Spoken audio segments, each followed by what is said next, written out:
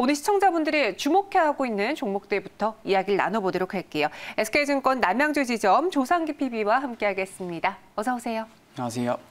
네, 오늘 사실 시장이 급락하는데 상대적으로 코스피 지수가 덜 빠져 보이는 건 이 종목들 때문이거든요. 바로 삼성전자, SK하이닉스인데 지금 이 장에서 우리가 매수 포지션으로 들어가야 되는 건지 하나씩 알아보도록 할게요. 첫 번째 종목은요. 우리 시장에서 빼놓을 수 없는 시장의 하나의 지표가 될 수 있는 삼성전자입니다.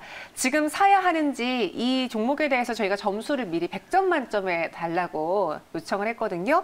PB님, 100점 만점에 몇 점 주실 수 있을까요? 저는 65점 드리고요. 네. 반도체 실적 상향 가능성에 주목을 해보겠습니다. 65점이면 그래도 어느 정도 평균보다 높은 점수 주셨어요. 저희 토론방 들어가서 이야기 나눠보고 질문 하나씩 풀어보도록 하겠습니다. 100만 주가 쌓여있는 5만 1,000원, 이 매물벽 누굴까? 삼성전자가 5만 원 뚫기가 너무 힘들어요. 지금 그동안 코스피 지수가 이렇게 많이 회복이 됐는데 삼성전자는 회복하는 것보다는 횡보장이죠. 일단 이렇게 놀다가 5만 3천 원까지는 터치해주지 않을까라는 의견도 있는데 삼성전자 우선 오늘 장 초반에는 그래도 2% 갭상승으로 문을 열었거든요. 그 요인부터 짚어볼게요. 마이크론의 실적 상향 그 소식 때문에 2% 정도 상승, 갭상승 나왔던 걸로 보고 있고요. 결과보다는 왜 마이크론이라는 회사의 실적이 상향되었는지 그 이유를 좀 주목해 볼 필요성이 있다고 봅니다. 두 가지로 나눠서 보고자 하는데요. 첫 번째는 수요의 견조함입니다. 반도체 수요의 견조함인데요.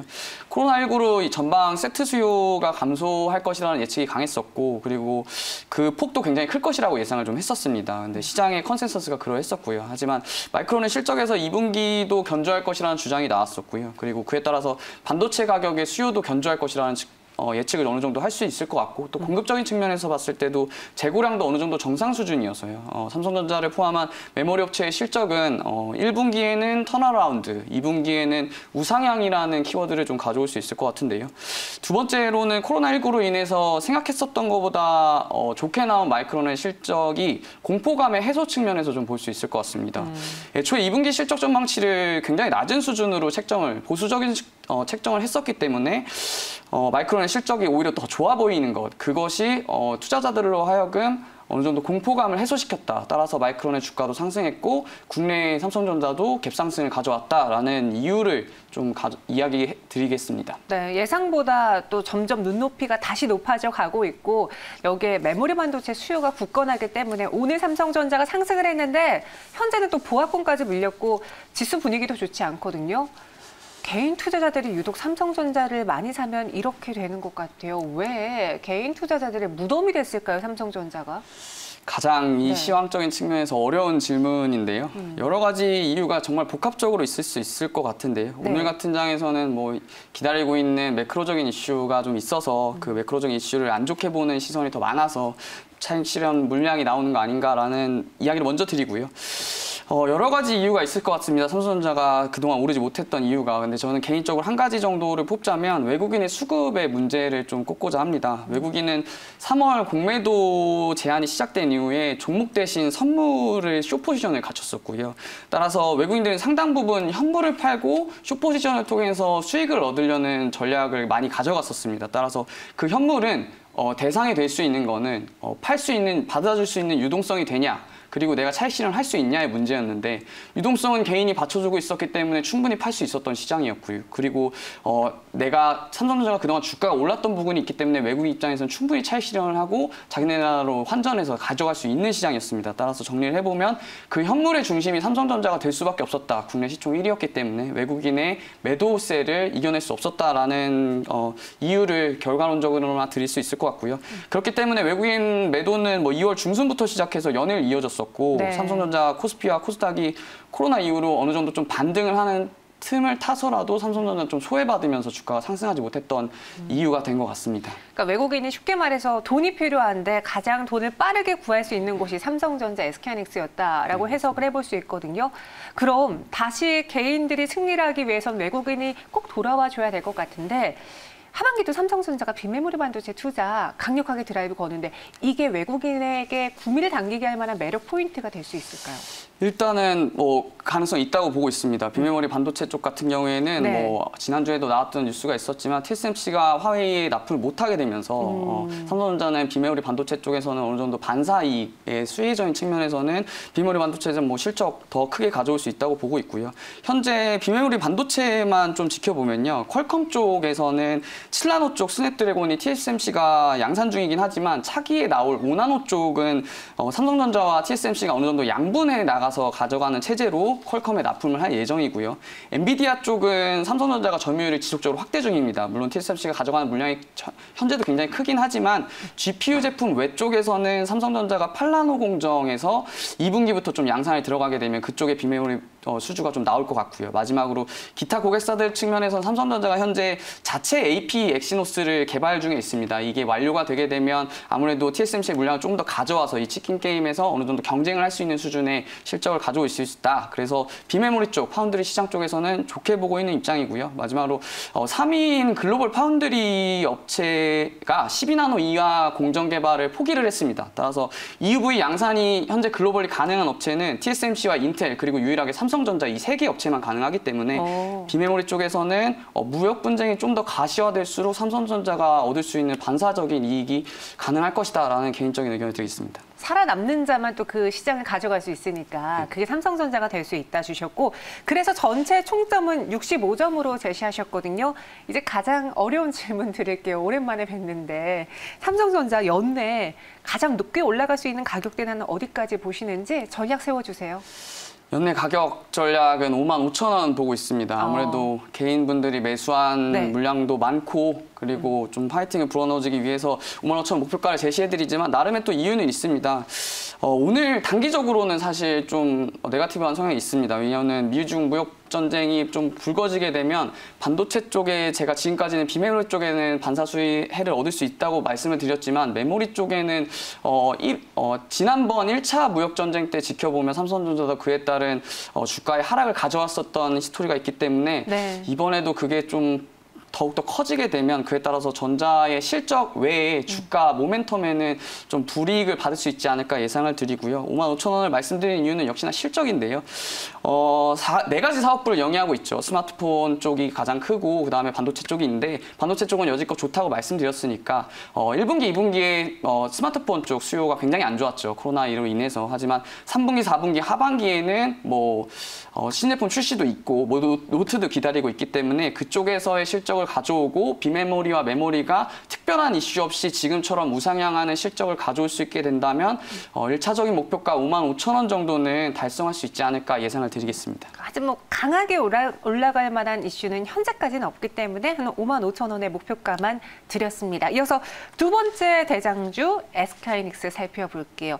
오늘 나름 코스피가 1% 넘게 급락하지 않게 버텨주는 종목이 바로 이 SK하이닉스 효자 종목이에요. 오늘 4.91% 상승까지 보여줬는데 지금도 싼가요? 매수해도 될지 100점 만점에 몇 점 받을 수 있을까요? 하이닉스는 상대적으로 삼성전자보다 높은 점수를 주고 싶었는데 5점밖에 더 못 줘서요. 70점 드리겠습니다. 그래도 삼성전자보다는 5점이 높네요.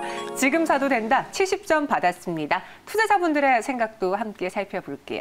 토론방에 들어왔는데 종가가 최근에 SK하이닉스가 85,000원을 넘겨서 마감한 게 없었대요. 오늘은 넘을까요? 이런 벌써 고민을 하신 분들도 있고요.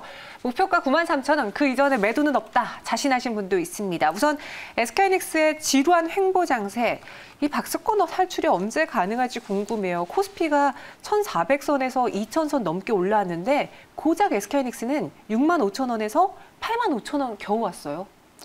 현재 구간에서 이 83,400원인데요. 네. 박스권은 85,000원이라고 말씀하셨으니까 뭐 그 가격 정도는 상승을 오늘도 뭐 장 초반에 했었던 걸로 보이고요. 네. 충분히 뭐 향후에도 85,000원 정도는 박스권을 돌파할 수 있다. 하지만 뭐 박스권을 코로나 이전으로 보면은 조금 어려울 수도 있다는 의견을 먼저 드리고요. 오늘을 기점으로 제가 만약에 이게 틀린다면 뭐 미중 무역 분쟁이 가시화되는 것 때문이겠죠. 근데 조만간 박스권을 탈출하는 가능성을 보고 있습니다. 하이닉스도 정말 분석하기 어려운 종목 중에 하나인데 아무래도 삼성전자 4가지 사업부보다는 이 반도체 사업만 영위하는 SK 하이닉스로서는 D램 하나만 분석해도 된다는 점 때문에 조금 편안하게 분석을 할 수 있었고 그에 따라서 목표가도 좀 편안하게 추정을 해볼 수 있을 것 같은데 역시나 실적입니다. D램과 낸드의 업황이 SK 하이닉스의 주가의 향방을 관건인데요. D램 낸드부터 업황을 먼저 살펴보면 전문가들은 2021년쯤에 하반기쯤에 D램을 중심으로 수요가 공급을 초과 예상하고 있고 보이시는 화면에 차트와 같이 이제 반도체 지수 그 부분을 선반영시키고 있는 모습을 나타내고 있는 것 같고요. D램 판가 상승 전망하고 있습니다. 낸드 쪽도 지켜보면 괜찮습니다. 동사가 2019년도 하반기에 SSD 시장을 진출했거든요. 근데 불과 1년이 되지 않아서 낸드 플래시 쪽 제품에서 그중에서도 SSD 제품 쪽에서는 비중이 40%를 달성할 수 있을 정도로 유의미한 성과를 기록을 했습니다. 현재는 M15 초기 가동 비용의 증가로 인해서 아무래도 투자가 많이 됐었기 때문에 적자를 지속하고 있지만 이 적자 또한 앞서 말씀드렸던 점유율을 높게 가져가고 있어서 호의적인 시장 환경이 계속해서 이뤄지게 된다면 내년 정도에는 흑자 전환을 좀 SK 하이닉스의 SSD 쪽에 흑자 전환을 한번 예상을 해볼 수 있을 것 같아요. 그래서 그 두 가지 측면에서 업황 측면에서 봤을 때 하이닉스의 주가는 지금도 좀 상향할 수 있다라는 의견을 드리겠습니다. 여기에 변수가 나타난다면 달라지겠지만 그래도 현재까지는 박스권 탈출 얼마 남지 않은 것 같다 말씀해 주셨고요. 앞서 삼성전자도 화웨이 때문에 비메모리 좀 다르게 봐야 된다라고 했잖아요. SK하이닉스도 그런가요, 그러면? 일단은 하이닉스의 현재 매출은 D램 비중이 가장 크기 때문에 네. D램 쪽을 더 현재 실적을 지켜만 본다면 그쪽을 더 강력하게 봐야 될 필요성이 있고요.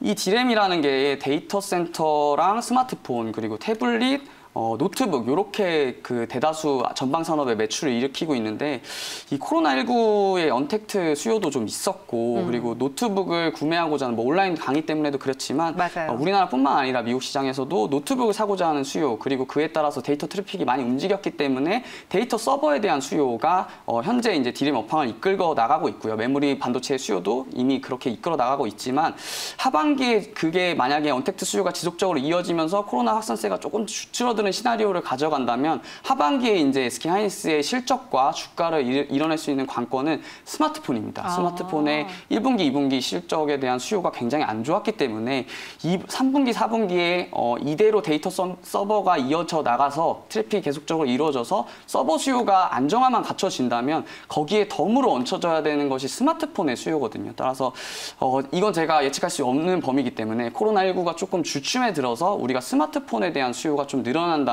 그에 따라서 SK 하이닉스가 납품하는 메모리 반도체 그 중에서도 D램 반도체의 수요가 늘어날 수 있다. 그에 따라 실적이 증가할 수 있다라는 예측을 좀 드려보겠습니다.